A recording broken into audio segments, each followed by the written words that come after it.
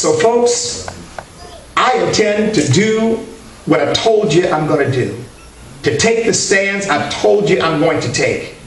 And you may ask the question, well, you know, he's a minister, but now he's moving into politics. And you know, they all say that.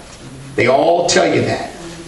And I realize everybody ought to be skeptical. I mean, you really, because we have been burned a lot, haven't we?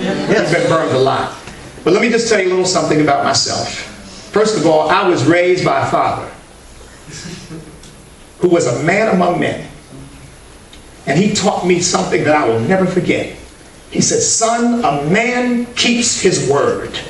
A man keeps his word. If your word is no good, he said, then you're no good. And so when I tell you I'm going to keep my word, believe me, I know my father's looking down on me saying, son, keep your word.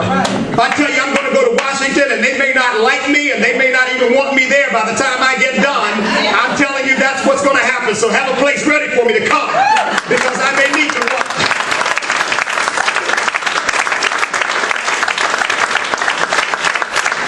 And when I joined the Marine Corps, the first thing I confronted in Parris Island boot camp was this question: are you a hacker or are you a non-hacker?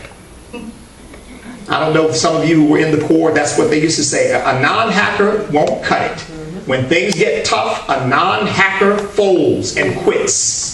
They used to take us by what they call the DAB office, where people were being dismissed because they quit. They simply wouldn't keep up. They wouldn't stand up to the pressure that was on them. Well, I did it. I did it because I knew I couldn't quit. I couldn't let my family down. I couldn't let my father down. I couldn't let myself down. And I'm telling you, I don't know how the people will respond to me up there, but I'll tell you one thing. When I go up there, there's not going to be any quit in me, and there's not going to be any, well, they don't like you much in the press. I'll say, well, wonderful, I must be doing something right.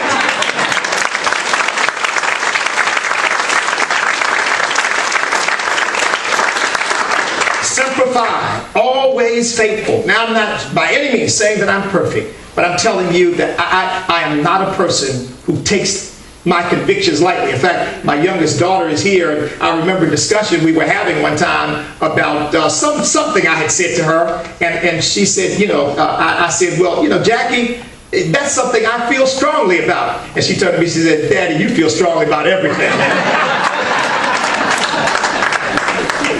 But I do feel strongly about these things. And you know, we are heirs to a great legacy. George Washington is my favorite president, and I really love him because he was a man who didn't covet power. He didn't covet position. He didn't even want it. It was foisted on him. But he was a man of stature and integrity and decency and honor. And you know what he said? This is a quote. He said, government is not reason. It is not eloquence. He said, like fire, it is a fearful master and a dangerous servant. That was the warning that he gave us about the nature of government. It has to be tamed. And here was a man who led the government, but he knew that it was dangerous. We are heirs of that legacy. And it's that spirit that I campaigned in. And in fact, you know what? I don't even want to call it a campaign, folks. I think this is a movement to save our country.